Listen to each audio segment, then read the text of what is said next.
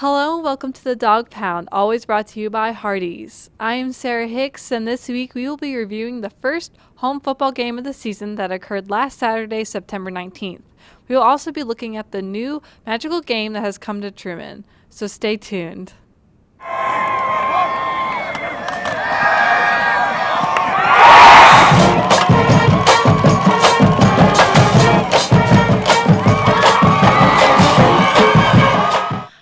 5,025 people were in attendance for the home football game last Saturday, September 23rd. The Bulldogs fell 10-7 to Missouri S&T in their football home opener on Family Day. Truman is now 0-3 for the season and 0-1 in GLVC gameplay. The Bulldogs scored first from a touchdown pass from Devontae Black to Joey Schneck at the end of the first quarter. Truman was lucky that the Miners failed to capitalize on turnovers that caused S&T to start two possessions inside the Bulldog 10-yard line. S&T's only touchdown came from a sneak play by backup quarterback Tyler Stewart. Junior Austin Zota led the Bulldogs with 11 tackles. Sophomore J.D. Hurd and redshirt freshman Cade Young each had 9 tackles.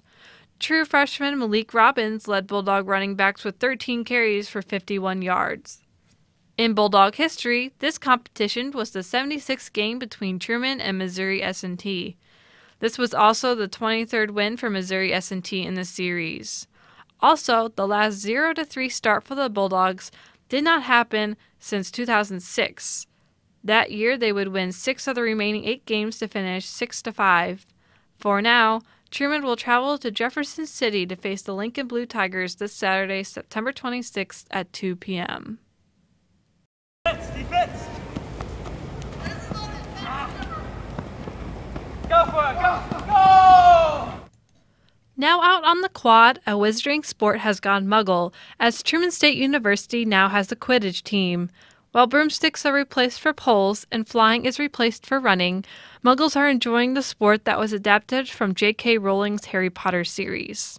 It's called like the Muggle version because the one they play in the movies and whatnot is the wizard version, and obviously can't fly and whatever.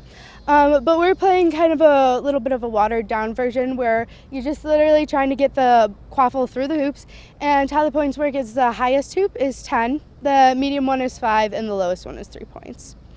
Point system is a little different, if I remember correctly.